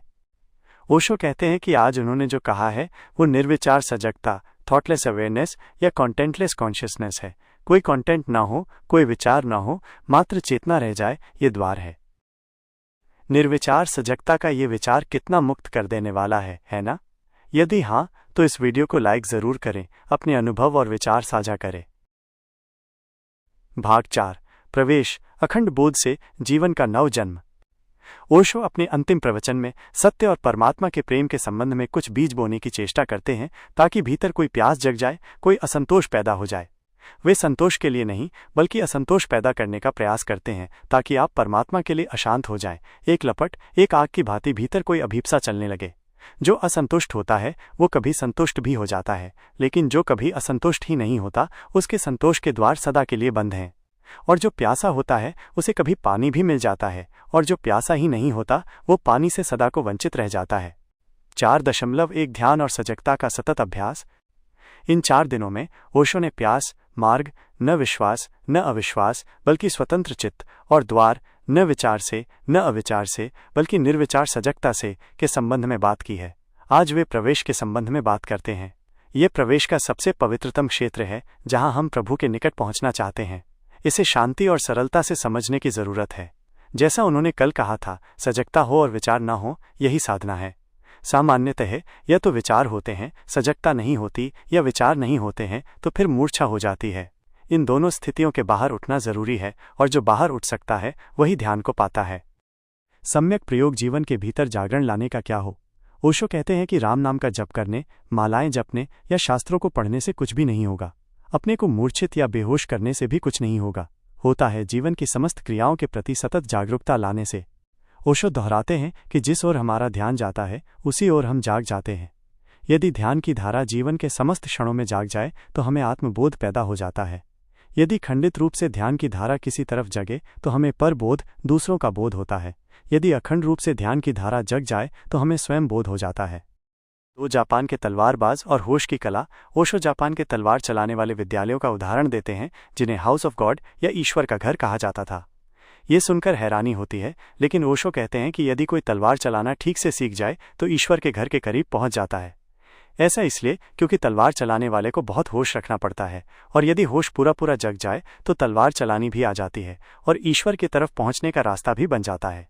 एक युवा एक ऐसे ही विद्यालय में दीक्षित होना चाहता था। गुरु ने उससे पूछा, कितने दिन रुक सकोगे? युवक ने कहा, बहुत जल्दी है मुझे, बहुत से बहुत वर्ष भर रुक सकता हूँ। गुरु ने कहा, वापस लौट जाओ, कोई छोटा मोटा काम सीखो। तलवार चलाना बड़ा काम है, जन्म जन्म लग जाते हैं, और फिर ये कोई तलवार चलाना छोटी मोटी बात नहीं है। हम तो तलवार चलाने से ही परमात्मा में प्रवेश भी सिखाते हैं, इसलिए जन्मों की प्रतीक्षा और धीरज लेकर आओ तो सीख सकते हो। युवक ने कहा, मैं रुकूंगा, जब तक चाहेंगे रुकूंगा। गुरु ने कहा, स्मरण रखो, अगर धीरज पक्का है तो दोबारा मुझसे मत कहना कि अब तलवार चलाना सिखाओ। जब मेरी मर्जी होगी तब शुरू करूंगा। 1 वर्ष बीत गया और उसका कोई पाठ शुरू नहीं हुआ। वो कचरा ढोता, घर साफ करता, पानी लाता, गाय का दूध दोहता रहा। एक दिन जब वो कचरा बुहारी से साफ कर रहा था तो पीछे से गुरु ने आकर एक लकड़ी की तलवार से उस पर हमला किया। वो घबरा गया और चौंक कर खड़ा हो गया। गुरु ने कहा, पाठ शुरू किया, अब ध्यान रखना, मैं कभी भी हमला कर सकता हूँ। तुम कोई भी काम करोगे, मैं कभी भी हमला कर सकता हूँ। फिर हमले होने शुरू हो गए। वो रोटी बना रहा है, सो रहा है, कचरा झाड़ रहा है और कभी भी हमला हो जाता है। युवक के पास कोई तलवार नहीं थी, बचने का कोई उपाय नहीं था। गुरु ने कहा, अभी तलवार क्या करोगे, पहले बोध आ जाए तो तलवार काम की होगी। जरा कल्पना करें, यदि आपके पीछे कोई इस तरह की स्थिति हो कि आप सोते, खाते या काम करते हुए कभी भी हमला हो सकता है तो क्या होगा। वो युवक 24 घंटे सजग रहने लगा। धीरे धीरे ये हुआ कि हमला गुरु कर रहा है और वो एकदम चौंक कर खड़ा हो जाएगा। अभी हमला हुआ नहीं, वो इस तरफ देख रहा है, पीछे हमला होने को है और वो सजग हो जाएगा। 3 वर्ष बीतते बीतते ये हालत हो गई कि वो ऐसे बैठा हुआ है, हमला होगा तो वो हाथ पहले से बढ़ा देगा। 3 वर्ष बीतते बीतते बोध ऐसा सजग हुआ कि अब उसे हर वक्त बोध है कि क्या हो सकता है। जो लोग तलवार की कला में कुशल होते हैं, ये नहीं कहा जा सकता कि दूसरा तलवार मारने वाला कहाँ तलवार मारेगा। उसकी तलवार मारने के पहले आपकी तलवार पहुंच जानी चाहिए बचाने को। हमले के पहले बचाव का मतलब हुआ बोध इतना तीव्र होना चाहिए कि उसके भीतर इच्छा पैदा हो कि हमला करे और आपके भीतर इच्छा का अनुभव हो जाए कि हमला कहाँ होने को है। 3 वर्ष पूरे होने पर एक दिन सुबह लगभग 5 बजे जब गुरु लेटा हुआ था, युवक ने उस पर हमला किया। उसने अपनी लकड़ी उठाई और गुरु ने आंखें बंद किए ही कहा, ठहरो। युवक बहुत हैरान हो गया। गुरु ने कहा, अगर बोध बहुत सजग हो तो तुम्हारे भीतर जो विचार की भी झिरकन होती है वो भी पकड़ में आ जाती है। यदि बोध बहुत सजग हो तो दूसरे के भीतर जो विचार सरकता है उसकी पदध्वनि भी सुनी जाती है। बोध पर सब निर्भर है। बोध का अर्थ हुआ सतत जागा हुआ होना। युवक ने गुरु से पूछा, अब तलवार चलाना कब सीखूंगा। गुरु ने कहा, अब तुम जाओ, तुम सीख गए। उन्होंने एक पाठ भी नहीं दिया तलवार चलाने का, पर कहा, तुम जाओ, तुम सीख गए। अब तुम्हें तलवार चलाकर कोई पराजित नहीं कर सकता। अब तुम्हारा बोध सजग है। ओशो कहते हैं, और ये जीवन की कला भी है, अगर बोध सजग है तो जीवन में कोई पराजय नहीं है, और अगर बोध सजग नहीं है तो जीवन पराजित हो ही जाएगा। इन सोए हुए जीवन का पाप हम सोए हुए जीते हैं। हम करीब करीब सोए हुए हैं। जब हम खाना खा रहे होते हैं तो क्या बोधपूर्वक खा रहे हैं। जब रास्ते पर चल रहे हैं तो क्या पता है कि हम चल रहे हैं। जब बिस्तर पर सोने गए हैं तो क्या ज्ञात है कि हम सो रहे हैं, या हम एक नशे में एक सोए हुए आदमी की तरह कुछ कर रहे हैं और मन कहीं और है। जिसका मन करने में नहीं है और करने के कहीं और है, वो सोया हुआ आदमी है। सोए हुए होने का अर्थ है हम जहाँ हैं वहाँ हमारा बोध नहीं है। हमारा मन ऐसा है कि जहाँ हम होते हैं वहाँ वो कभी नहीं होता। या तो मन अतीत में होता है, जो बीत गए क्षण, घटनाएं, स्मृतियाँ, या मन भविष्य में होता है, कल्पनाओं में, जो होने वाला है उसकी इच्छाओं में। जो क्षण मौजूद है, वो जो प्रेजेंट मोमेंट है, उसमें मन कभी नहीं होता। हम वर्तमान में कभी होते ही नहीं, और जो वर्तमान में नहीं है वो सोया हुआ है, क्योंकि जीवन तो वर्तमान में है। सारा जीवन वर्तमान में है। अतीत की कोई सत्ता नहीं, भविष्य की कोई सत्ता नहीं। जो मौजूद है, जो खड़ा है निकट, वह जो वर्तमान की पतली सी क्षण की लकीर खड़ी है, उसमें आप हैं। यदि उसमें आप नहीं हैं तो आप सोए हुए मनुष्य हैं। फिर ये सोया हुआ मनुष्य, जिसका बोध अतीत या भविष्य में है, वर्तमान में जो भी करेगा वो गलत हो जाएगा, वो असम्यक हो जाएगा। क्योंकि सोया हुआ मनुष्य ठीक कैसे कर सकता है। ओशो कहते हैं, मुझसे पूछिए तो सोए हुए कोई भी काम करने का नाम मैं पाप कहता हूँ। जिस काम को भी हम सोए हुए करते हैं वही पाप है। वह ये नहीं कहते कि हिंसा, क्रोध, हत्या, चोरी पाप हैं। वे कहते हैं कि जो काम भी सोया हुआ किया जाता है वो पाप है। और आप हैरान हो जाएंगे, जिन जिनको हमने पाप कहा है उनको करने के लिए सोया होना बिल्कुल जरूरी है। आप बिना सोए हुए किसी की हत्या नहीं कर सकते, चोरी नहीं कर सकते, झूठ नहीं बोल सकते, क्रोध नहीं कर सकते। सोया होना पाप का मूल और उसकी जड़ है। जब ओशो से कोई पूछता है पुण्य क्या है, तो वे कहते हैं जागा हुआ कर्म। जो आप जागकर करते हैं, परिपूर्ण होश से करते हैं, वर्तमान में होकर करते हैं, वही कर्म पुण्य हो जाता है। हमारे भीतर सतत निद्रा हमें घेरे हुए है। एक धुंधला सा मन है भीतर, जो मुश्किल से कभी क्षण 2 क्षण को जागता है और फिर सो जाता है। हम जीवन भर सोकर बिता देते हैं। इस सोए हुएपन को तोड़ देना होगा, इस मूर्छा को तोड़ देना होगा। यह मूर्छा प्रार्थना करने, भजन कीर्तन करने, मंदिर जाने या शास्त्रों को याद करने से नहीं टूटेगी। यह मूर्छा तो टूटेगी 24 घंटे जो कर्म आप कर रहे हैं उन कर्मों को बोधपूर्वक करने से। छोटे छोटे कर्म को यदि बोधपूर्वक किया जाए तो प्रत्येक कर्म के साथ आपके भीतर नए अवेयरनेस, होश, कॉन्शियसनेस का जन्म होना शुरू हो जाएगा। 4 होश में जीने का अभ्यास। ओशो एक व्यक्तिगत उदाहरण देते हैं। एक दोपहर जब वो किसी की प्रतीक्षा कर रहे थे तो वे पड़े रहे। चूंकि प्रतीक्षा थी इसलिए द्वार पर छोटा सा भी खटका हुआ, किसी के पैर की आवाज आई तो वो जागे हुए थे। उसका उन्हें बोध था। वैसे उन्हें कोई बोध नहीं होता, लेकिन प्रतीक्षा के कारण उन्हें सब सुनाई पड़ रहा था। इससे ये सिद्ध होता है कि ध्यान की धारा जिस ओर हो वहाँ हमारा बोध जाग जाता है। ओशो अपने गांव के पास की पहाड़ी और नदी का उदाहरण देते हैं, जहां एक ऊंचा सीधा सपाट किनारा था जिस पर चलना बड़ा कठिन था। जब उनसे कोई बोध के बारे में पूछता है तो वे उसे पकड़कर वहां ले जाते और उस कगार पर चलने को कहते। उसके पैर डगमगाने लगते हैं और वो एकदम सजग हो जाता है। सारे विचार बंद हो जाते हैं। एक ही विचार होता है कि एक एक कदम संभाल कर सारा होश उसके पैरों में केंद्रित हो जाता है। उसके पैर आंखों की तरह हो जाते हैं, वे भी देखने लगते हैं। 1 सेकंड भी चूका कि वो गया। ओशो कहते हैं कि आपको पता है कि जिंदगी में भी आप ऐसी ही पतली कगार पर दिन भर खड़े हैं। 24 घंटे 1 सेकंड चूकते हैं और चले जाते हैं, लेकिन जिंदगी भर सोए गुजार देते हैं, क्योंकि पता नहीं कि जिंदगी भी एक बिल्कुल पतली कगार है और जिसके नीचे गिरने का हर क्षण मौका है। ओशो पहले की बात याद दिलाते हुए कहते हैं कि यदि एक 50 फुट लंबी और 1 फुट चौड़ी पट्टी को जमीन पर रख दें और उस पर चलने को कहा जाए तो सब लोग चल जाएंगे, लेकिन उसी पट्टी को ऊपर की गैलरी से दीवार से लगाकर रख दिया जाए, नीचे गड्ढा होगा तो कितने लोग उस पर से जा पाएंगे? फर्क ही क्या हुआ? पट्टी वही है, लेकिन नीचे सोए हुए चलने में कोई खतरा नहीं है, ऊपर सोए हुए नहीं चल सकते। और नींद की ऐसी आदत है कि उसके विपरीत कोई भी काम करने में बड़ी कठिनाई होती है। अब जागकर चलना होगा और जागकर चलने की हमें कोई आदत नहीं है। आराम की खोज, मृत्यु का निमंत्रण। जीवन में हमें बेहोशी की आदत है और बेहोशी को हम प्रेम भी करने लगते हैं, क्योंकि बेहोशी का एक सुख है, जागने का एक कष्ट है।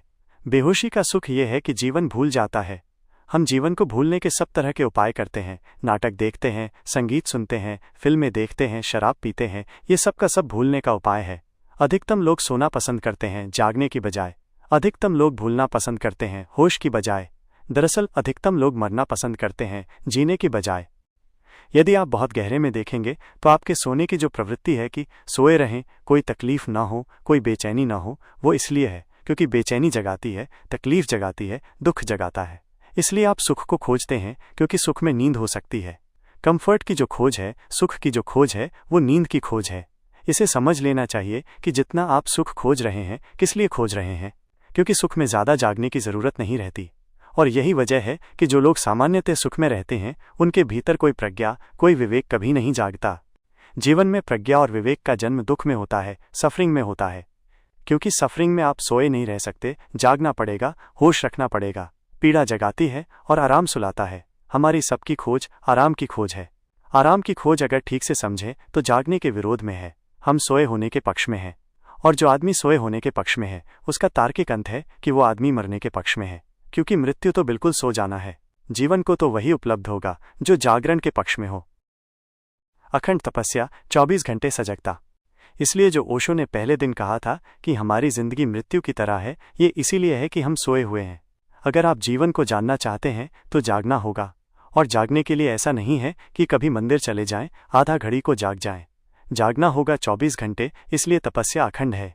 खंडित नहीं है कि आपने 10-5 मिनट कर ली या समय पर कर ली और निपट गए। कोई जीवन में क्रांतियां ऐसे नहीं होती कि आप 10-15 मिनट एक कोने में बैठ गए मंदिर के जाकर और आप समझें काम पूरा हुआ, लौट चलें। जीवन अखंड है, तपस्या अखंड है। प्रतिक्षण उसे साधना होगा। तपस्या से कोई छुट्टी, कोई हॉलिडे नहीं होता। 24 घंटे जागते रहना है, धीरे धीरे सोते हुए भी होश रखना है। धीरे धीरे 24 घंटे चेतना पर काम करना है, और चेतना पर काम करना तभी होता है जब हम बोध को क्रमशः जगाएं। जितना हम जगाएंगे उतना जगेगा। बोध के जगने की अनंत संभावनाएं हैं, लेकिन हम जगाना नहीं चाहते, और जहां जाग सकें उन सारी स्थितियों से हम बचते हैं। हम हमेशा पुराने में ही बंधे रहना चाहते हैं, क्योंकि नए में बोध को जगाना होगा।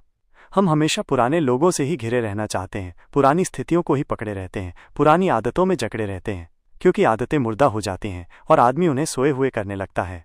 आप रोज़ ठीक वक्त पर खाना खा लेते हैं, सो जाते हैं, उठ आते हैं, धीरे धीरे ये सब मैकेनिकल हो जाता है, यांत्रिक हो जाता है। ठीक वक्त पर प्रार्थना कर लेते हैं, बच्चों को प्रेम कर लेते हैं, दफ्तर हो आते हैं, धीरे धीरे आप एक मुर्दा आदमी हो जाते हैं, आदतों के पुंज हो जाते हैं। आपके भीतर सहज जागा हुआ कुछ भी नहीं रह जाता, और अगर जागा हुआ कुछ भी नहीं है तो आपको जीवन से कोई संबंध नहीं हो सकता। जागने के लिए कुछ करना होगा, सतत करना होगा। मंदिर बनवा दो, गंगा में नहा लो, वो आदमी आपका गुरु हो जाता है, क्योंकि उसने आपकी कमजोरी को पहचान लिया। परमात्मा को पाने का रास्ता एक ही है, न छोटा है न बड़ा है, और वो है जीवन में अखंड बोध को, स्मरण को, माइंडफुलनेस को, होश को, अमूर्छा को साधना 24 घंटे। उठते बैठते आपका कोई भी क्रम, कोई भी काम, कोई भी कर्म, कोई विचार की हल्की सी परत भी आपके अनजाने न हो। लेकिन हमारा सब अनजाने हो रहा है। ओशो उदाहरण देते हैं, यदि आप किसी बैठे हुए आदमी से पूछें कि वो पैर क्यों हिला रहा है, तो वो एकदम पैर रोक लेगा और कहेगा, मुझे कुछ पता नहीं, ऐसे ही कर रहा था। ओशो कहते हैं, ये क्या पागलपन है कि ऐसे ही हो रहा था। आपका पैर है और आपके बिना जाने हिलता है और आप कहते हैं कि ऐसे ही हो रहा है। और जिस आदमी का पैर उसके बिना जाने हिल रहा है, उसके जीवन में बहुत कुछ बिना जाने होता होगा। यदि आप अपने पिछले जीवन को स्मरण करें, तो क्या आपने क्रोध जानकर किया है? क्या आपने मित्रता या शत्रुता जानकर की है? आप पाएंगे आपकी कोई पसंद, कोई नापसंद, कोई मित्रता, कोई शत्रुता, कोई भी जानकर नहीं है।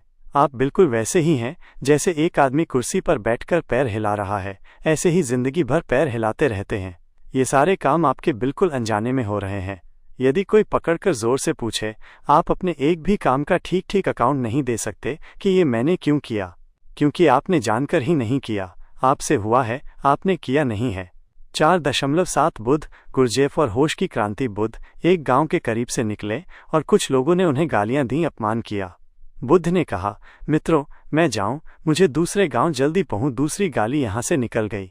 वो आदमी बिल्कुल मशीन की तरह काम करता है। बुद्ध ने कहा कि पहले ऐसा होता था कि कोई मुझे गाली देता था तो मेरे भीतर से भी गाली निकलती थी। अब तो मैं जाग गया हूँ, इसलिए न तो तुम्हारी गाली बिना मेरे बोध के मेरे भीतर प्रवेश कर सकती है। सारे द्वारों पर मेरी चेतना बैठी हुई है। तुम्हारी गाली मेरे भीतर आती है तो मैं जानता हूँ गाली भीतर आ रही है, और जैसे ही मैं जानता हूँ गाली भीतर आ रही है, गाली एकदम समाप्त हो जाती है, धुआं हो जाती है। अनजाने गाली भीतर घुस जाए तो परेशान करती है, जानकर घुसे तो परेशान करती ही नहीं। बुद्ध ने कहा, तुम्हारी गाली ऐसे है जैसे कोई अंगारे को पानी की तरफ फेंके। जब तक वो पानी से दूर होता है, अंगारा होता है, पानी में गया राख हो जाता है। ऐसे ही मेरे भीतर जो बोध की शीतलता पैदा हुई है, तुम्हारी गाली जब तक मुझ तक नहीं आती तब तक गाली होती है। मुझे छूते ही, मेरे बोध को छूते ही ठंडी और राख हो जाती है। अब मैं किसका उत्तर दूं और उत्तर कैसे दूं? जब तुम गाली देते हो तो मुझे तुम पर दया आती है कि कैसे पागल हो। क्रोध आता ही नहीं, क्योंकि मैं होश से भरा हुआ हूँ। जब मैं बेहोश था तो मुझे क्रोध आता था, दया नहीं आती थी। जो जीवन में सतत सारे कर्म हम कर रहे हैं, जो हमसे हो रहे हैं, कुछ भी हमसे ऐसा नहीं होना चाहिए। ओशो गुरजेफ की कहानी सुनाते हैं। गुरजेफ के कुछ शत्रुओं ने उसे बाजार में घेर लिया और बहुत अपमान किया। गुरजेफ ने कहा कि वो कल आकर इसका उत्तर देगा। लोगों ने कहा, कल? कोई गालियों का उत्तर कल आकर देता है? अगर हिम्मत है तो अभी दो। गुरजेफ ने कहा, हिम्मत तो बहुत है, लेकिन बोध भी है। हो सकता है तुमने जो गालियां दी वे ठीक ही हों, तो जरा सोच लूं, समझ लूं, विवेक को जरा जगा लूं। अगर लगा तो उत्तर देने आऊंगा, अगर न आऊं उत्तर देने तो समझना कि तुमने जो कहा था ठीक ही कहा था। गुरजेफ ने लिखा है कि जब उनके पिता मरने लगे तो उन्होंने उसे अपने करीब बुलाया। उनके पिता ने उनसे वचन लिया कि वो कोई भी काम करे तो बिना बोध के मत करना, और गुरजेफ ने लिखा कि उस एक आश्वासन ने उनका सारा जीवन बदल दिया। जो भी काम करना है, बोध से करना है, होश से करना है। ध्यान पूरा वहां हो जहां काम हो रहा है। यदि ध्यान कहीं और हो और काम हुआ तो जीवन में भूल हो जाती है और आदमी गिरता है। ध्यान वहीं हो तो भूल असंभव है। विनोबा भावे जब नए नए गांधी के पास पहुंचे थे तो वे सूत बहुत जाता है और सूत टूट जाता है। अगर ध्यान वहीं सूत पर ही रहे, सूत के साथ ही ऊपर आए और सूत के साथ ही नीचे जाए, और ध्यान की धारा सतत सूत के साथ ही ऊपर नीचे होती रहे, तो सूत कैसे टूटेगा? इसलिए गांधी कहने लगे कि चरखा काटना ही प्रार्थना है। प्रार्थना हो गई अगर ध्यान है तो। अगर बुहारी घर में लगाए और ध्यान पूर्वक लगाए कि बुहारी के साथ ही ध्यान आगे जाए, बुहारी के साथ ही ध्यान पीछे लौट आए, तो बुहारी लगाना ध्यान हो गया, प्रार्थना हो गई। जीवन का हर काम प्रार्थना और परमात्मा के पहुंचने का मार्ग हो सकता है अगर उसके साथ बोध संयुक्त हो, और जीवन का हर काम नरक जाने का मार्ग बन जाता है अगर उसके साथ बोध संयुक्त न हो। 4.8 नरक से स्वर्ग का द्वार। तिब्बत में एक साधु था। एक प्रसिद्ध सेनापति उसके पास आया जिसकी दोनों तरफ तलवारें लटकी हुई थीं। उसने साधु से पूछा, क्या आप मुझे बता सकते हैं कि स्वर्ग जाने का मार्ग क्या है? उस साधु ने कहा, स्वर्ग? अपनी शक्ल तो देखो पहले। स्वर्ग जाने के लिए आ गए। सेनापति बहुत सम्मानित व्यक्ति था। उसकी आवाज से लोग कांप जाते थे। वो इतना बूढ़ा हो गया था कि घोड़े पर नहीं बैठ सकता था, और 2 आदमी उसे उठाकर घोड़े पर बैठाते थे। एक बार जब उसे घोड़े पर बैठाया जा रहा था, एक नए सैनिक ने हंसकर कहा कि ये बूढ़ा क्या सेनापति का काम करेगा? बूढ़े ने उसे बुलाया और कहा, माना कि मुझे बैठाने के लिए 2 आदमियों की ज़रूरत है, लेकिन घोड़े से 2000 आदमी भी नीचे नहीं उतार सकते। तो वो सेनापति उस फकीर के पास गया जिसने उसकी शक्ल देखकर स्वर्ग जाने की बात पर मजाक उड़ाया था। सेनापति को गुस्सा आ गया, उसका हाथ मूठ पर चला गया, तलवार बाहर आ गई।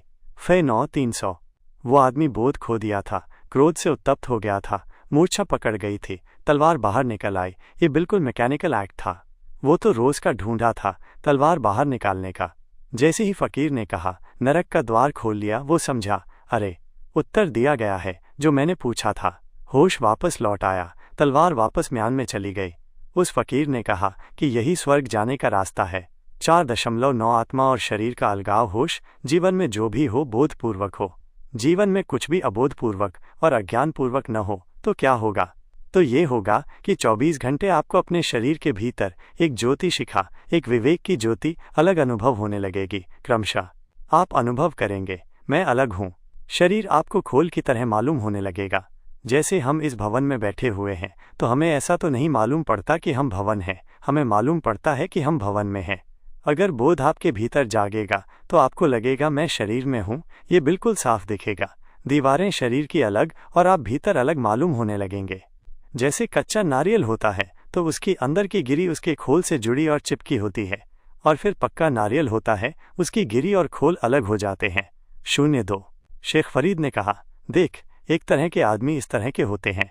फिर उसने एक सूखे नारियल को पटका, ऊपर की खोल टूट गई, भीतर की गिरी साबुत बाहर निकल आई। उसने कहा, एक तरह के आदमी इस तरह के भी होते हैं। एक तरह के आदमी होते हैं, उनको शरीर को चोट पहुंचाओ, उनकी आत्मा में भी चोट पहुंच जाती है, क्योंकि शरीर और आत्मा जुड़े रहते हैं। और एक तरह के आदमी होते हैं, उनके शरीर को कितनी ही चोट पहुंचाओ, उनकी भीतर आत्मा तक कोई चोट नहीं पहुंचती, क्योंकि शरीर और आत्मा का बोध पृथक हो जाता है। जितना आपके भीतर होश जागेगा, आपकी गिरी और खोल अलग अलग होने लगेगी। आप सूखे नारियल होने की तरफ बढ़ना शुरू हो जाएंगे। आपका शरीर अलग और आपकी चेतना आपको पृथक मालूम होने लगेगी। बोध में ही ये हो सकता है, अबोध में ये कैसे होगा? शून्य परम जीवन का प्रवेश। जितना बोध गहरा होगा, आपकी आत्मा, आपकी चेतना शरीर से भिन्न अलग खड़ी हुई मालूम होने लगेगी। और वो जो शरीर से अलग है, उसकी कोई मृत्यु नहीं है। उसे जानते ही अनंत जीवन के द्वार खुल जाते हैं।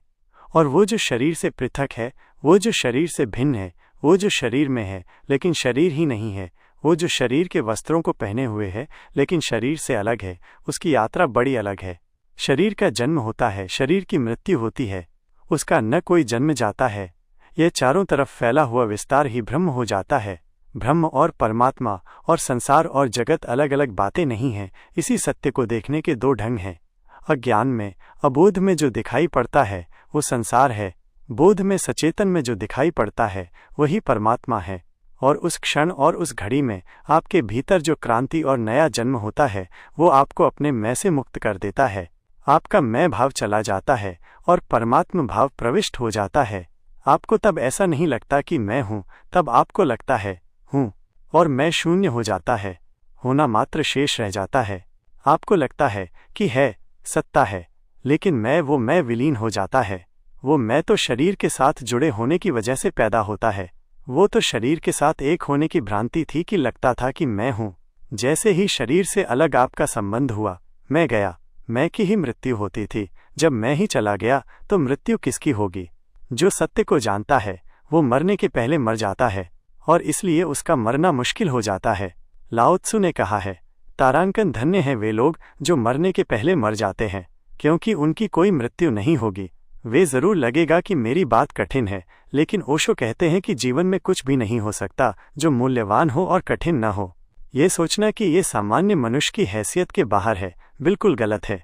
ये किसी की हैसियत के बाहर नहीं है। हम ऐसे बहाने करके अपनी ही हैसियत कम कर देते हैं। हम खुद को सामान्य बनाने की कोशिश में लगे रहते हैं। ओशो कहते हैं, आपसे ज्यादा विशेष न महावीर थे, न बुद्ध थे, न कोई कभी हुआ है। हर मनुष्य की उतनी ही गरिमा है जितनी किसी और की हो। लेकिन हम बहुत होशियार लोग हैं। हमने महावीर को भगवान बना दिया, बुद्ध को अवतार बना दिया, क्राइस्ट को ईश्वर पुत्र बना दिया, जिससे कि हम सामान्य हो सकें और सो सकें। हम कह सकें कि जागना तो कुछ विशिष्ट लोगों की बात है, हम तो सामान्य लोग हैं, हम कैसे जाग सकते हैं? कोई मनुष्य सामान्य, तो अभी से अपने को सामान्य न समझ लें, थोड़ा प्रयास करें, थोड़ी हिम्मत करें, थोड़ा साहस करें, थोड़ा अंकुर फूटने दें और आपको पता चलेगा कोई मनुष्य ऐसा नहीं जिसके भीतर परमात्मा की संभावना नहीं है। वो संभावना है, लेकिन उसे जगाना होगा, उसे उठाना होगा और साहस करना होगा उस जीवन के प्रति जिसे हम सच समझे हुए हैं, उन बातों के प्रति जिन्हें हम बड़ी कीमत की समझे हुए हैं। मरना होगा। और अगर कोई उन बातों के प्रति मरे और भीतर की तरफ जागे, और अगर ये दोनों क्रियाएं साथ चलें कि वो व्यर्थ की बातों के प्रति मरता जाए और सार्थक बोध के प्रति जागता चला जाए, तो क्रांति बिल्कुल सुनिश्चित है। और उस क्रांति से ही मनुष्य उस स्वतंत्रता को, उस मुक्ति को अनुभव करता है। पिंजरे से मुक्ति, तोते की कहानी। ओशो एक छोटी सी कहानी के साथ अपनी चर्चा को पूरा करते हैं। एक राजा ने जंगल से एक तोता पकड़ा और उसे सोने के पिंजरे में रखा। तोते ने अपनी बातों से राजा को मंत्रमुग्ध कर दिया। एक दिन राजा ने तोते से पूछा, क्या मैं जंगल में तुम्हारे दोस्तों को कोई संदेश भेज दूं? उस तोते ने कहा, उनको कह देना कि मैं बहुत आनंद में हूं क्योंकि राजा का मुझ पर बड़ा प्रेम है। मैं बहुत सुख में हूं क्योंकि राजा की मुझ पर बड़ी कृपा है। लेकिन न तो सुख से स्वतंत्रता बेची जा सकती है और न राजा के प्रेम और कृपा से, तो तुम सचेत रहना।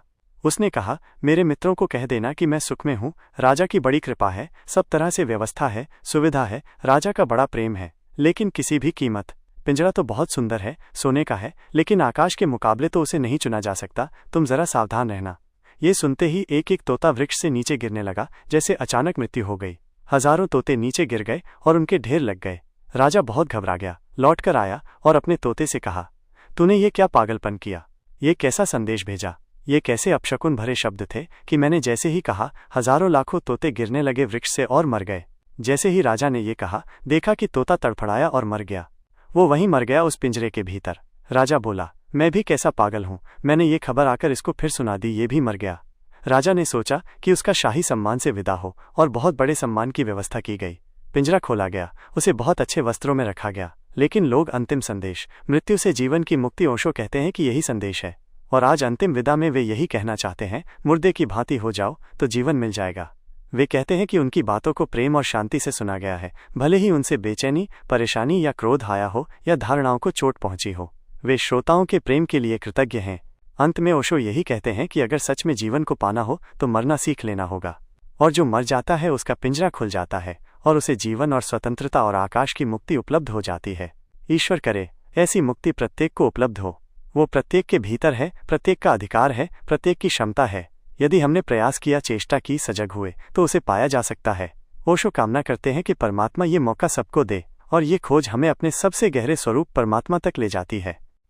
दोस्तों, इस पूरी किताब का फ्री PDF लिंक डिस्क्रिप्शन में दिया है। ओशो की गहराई को खुद पढ़कर महसूस कीजिए।